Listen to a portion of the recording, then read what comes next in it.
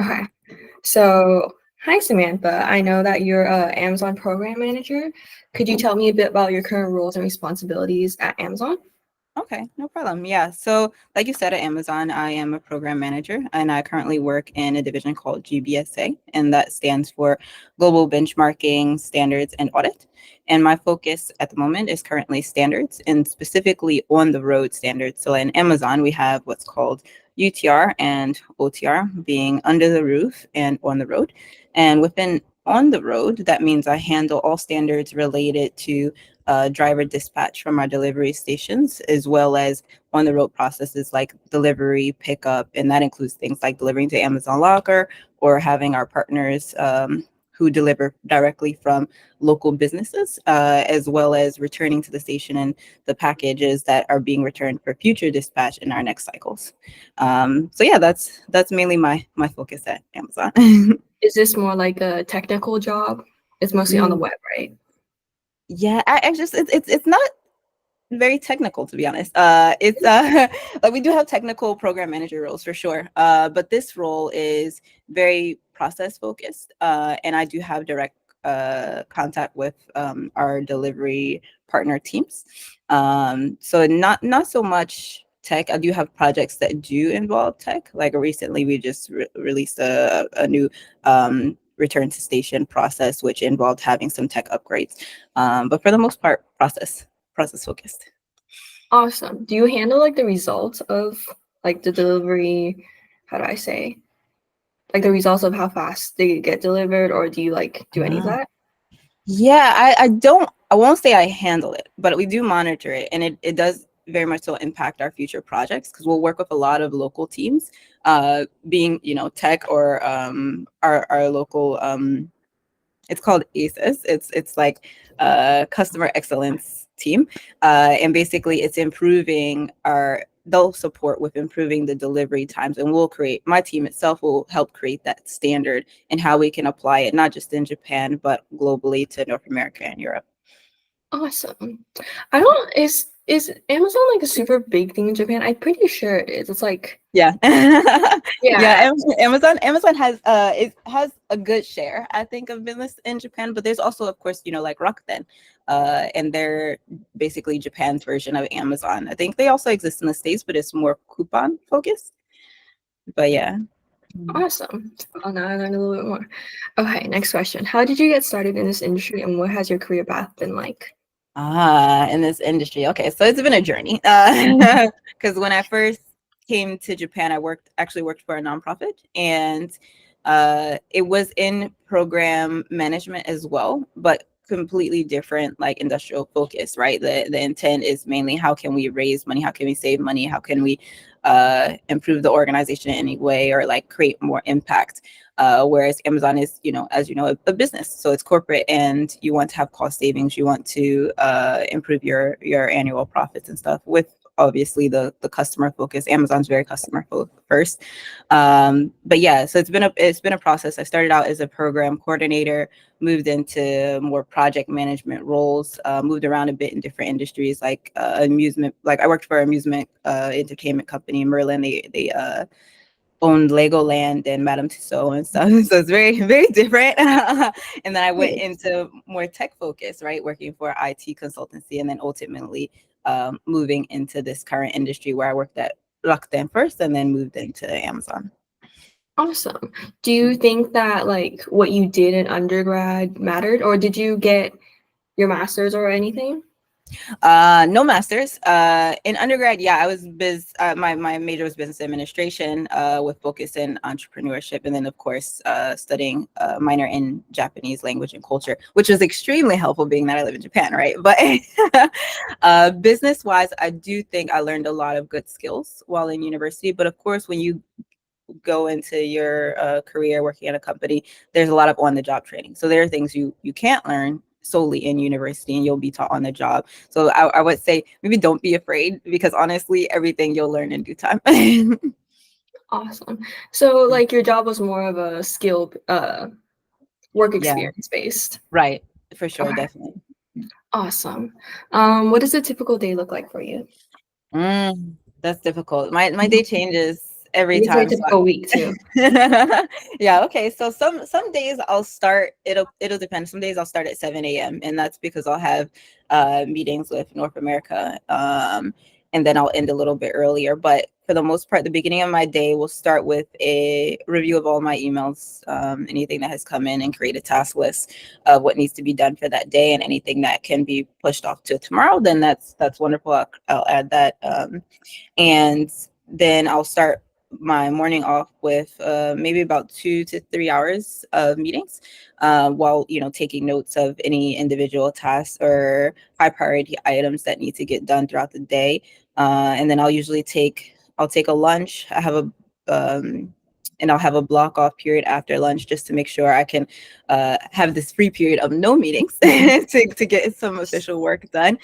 So it's another 2 hours of meetings, and then after that it's usually open time. So either I can go do my own personal life thing. Amazon's very free. You can come back to, like, you could take a break, come back to work later on, just as long as you're really getting your work done, and that's really what matters.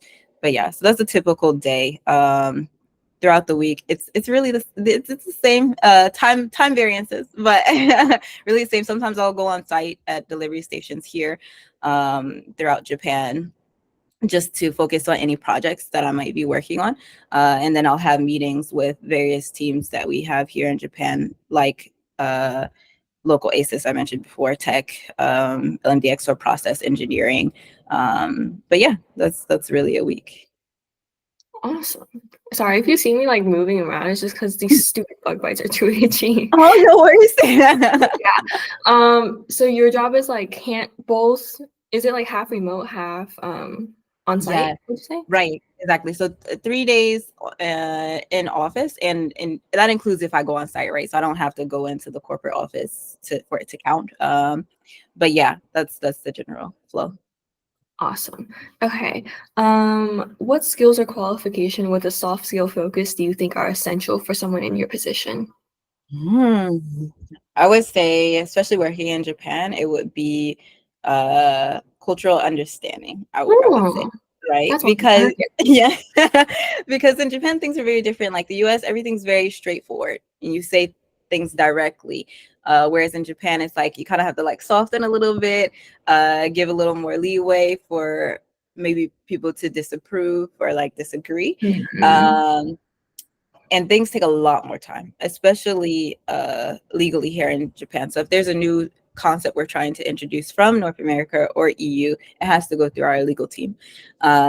So just to make sure we're following all the rules. But yeah, I would say cultural understanding on how you implement new ideas and how you speak to others, and knowing that in some cases there are hierarchical differences, and things might be delayed because others have to go through different channels. Yeah.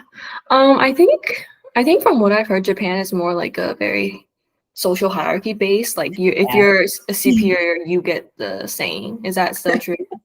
Yeah, that's still very true. I would say in Amazon it's a little bit less, though, to be honest, compared to other companies I worked for, because Amazon is still very global. My whole team is global. But yeah, it is. I won't deny that.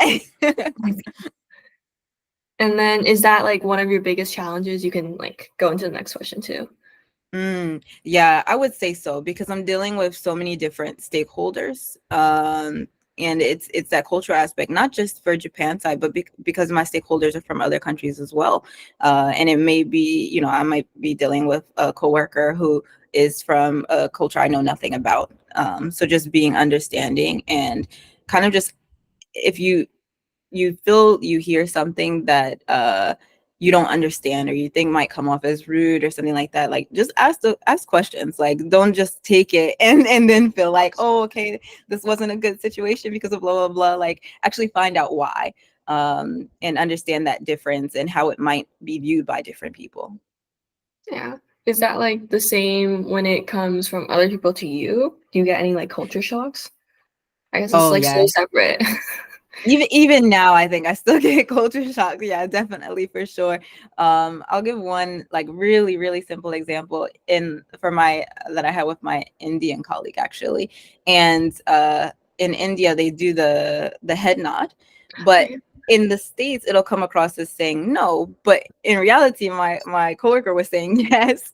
So I think it's like really simple things, and it can create a huge misunderstanding, right? When you're trying to get a Mhm. project finished and you're thinking this person is saying no, you can't do this, but in reality they're saying no, that's totally fine. Yeah. Huh. Mhm. I've actually seen that. Yeah, yeah. Okay. What do you find most fulfilling about your oh wait. Yeah, what do you find most fulfilling about your work?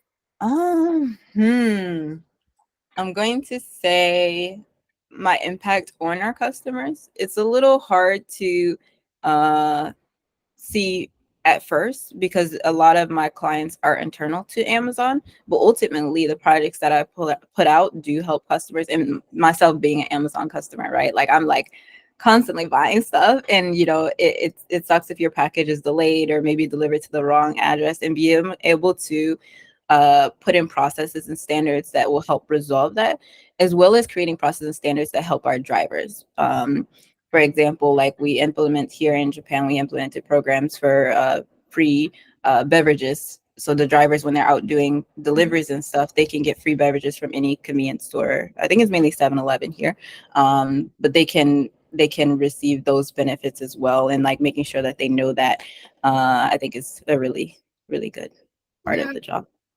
I like that. Hmm. So many like different perspectives when you're like in a different country.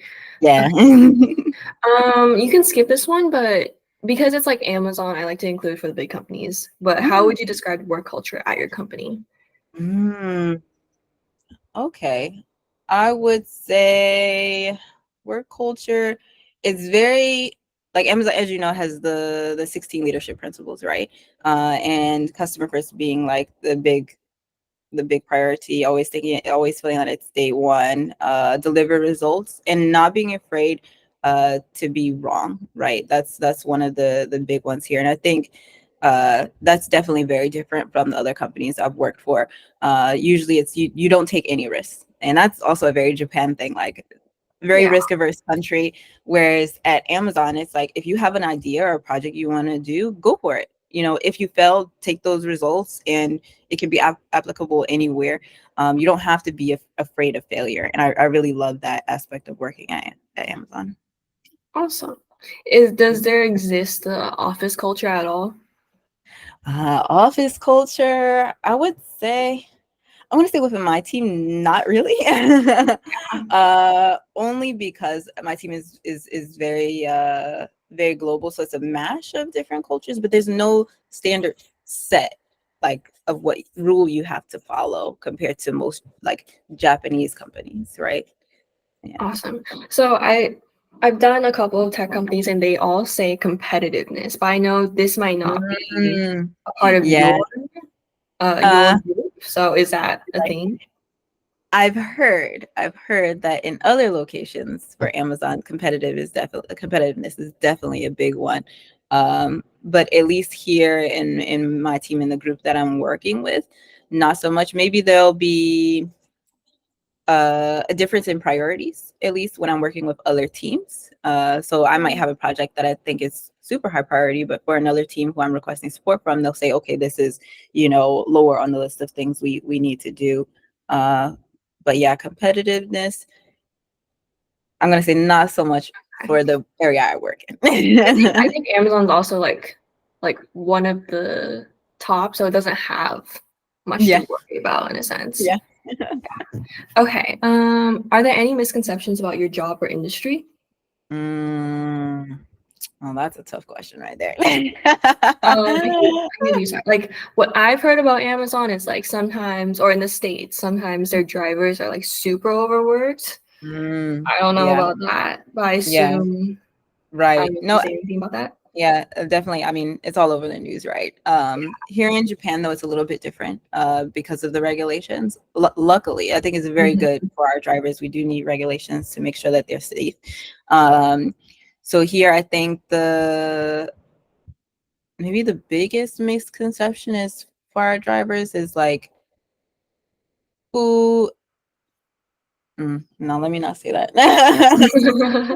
I'm trying to It's think, okay. but like, You can yeah, you can skip too. yeah. Let's skip that question. Okay. Looking back, is there anything you wish you had known before starting your career? Ooh, I'd say I wish I knew sooner about certain certifications. I think what really helped me get to this point in my career, at least, was getting PMP certification, and that's Project Management Professional certification. I think I would have gotten that a bit sooner. But to be honest, it wasn't too late. I think the average age to get that certification was already at where I was at the point where I got it, and that would speed that certification would speed your career up a lot faster. Um, but yeah, I would say maybe that, and I guess knowing your worth too, knowing your value, I think is really important. I think as soon as you graduate college, as soon as most people graduate college, it's really like, oh, okay, I need to get the work at the best company at any cost. I think there's usually that kind of mentality, but in reality, you have to think about how is this going to help me in the future, and can it just be a stepping stone, right? Like it doesn't have to be Mhm. automatically I work at this great, awesome FANG company or something like that. You can have stepping stones. Like I said earlier, I worked at a nonprofit, worked my way up to here, and I gained a lot of skill sets that maybe other people might not have, or a lot of viewpoints that other people might not have. So I think that would be it. I like that. Could you give like a rough estimate of how many years of work did you do before this job? For this job, okay, I started working from 2016, so now about 8, 9 years. Oh my god, I don't want to say that. 8, 9 years. But yes, I guess eight years, maybe a little less. I started at Amazon in end of 2022. So yeah. I think 6, 7 years before I got into this role. Mm. Awesome. I know I was asking my another person that I interviewed, and she was like, 10 years ago I graduated. And she had this like whole Yes. Mental explosion right I now. know. But could you recommend any resources for someone interested in this field? Okay. So as I mentioned before, getting PMP certification. So I would say looking into PMI, and they're the group that runs that certification. Mhm. And it's a very lengthy process. So it's better to get started as soon as possible. So you need at least 3 years of project management experience before you can even apply to take the exam. And that also goes through an audit process. So you can't just say, oh yeah, I have 3 years. You have to actually prove it. Mhm. So I would say looking into that, and there's a bunch of different books you can use, like it's called PMBOK, which is PMBOK, and that's the project management body of knowledge book, just showing you how you can manage your projects more effectively, and it goes into all of the different processes of managing a project from initiation up to closing. So I would say that. Then there's the usual, startup books like 4 Hour Work Week and such. But yeah, honestly, if you find any resource that kind of matches with your trajectory of your career, of what you're interested in, it can match, honestly. Is PMP like the standard qualification? I would say yes for especially project management, which leads into a lot of program manager roles. Lately, I've been seeing, at least in Japan, that as a requirement. So yeah. Okay, awesome. I think I will end the recording here.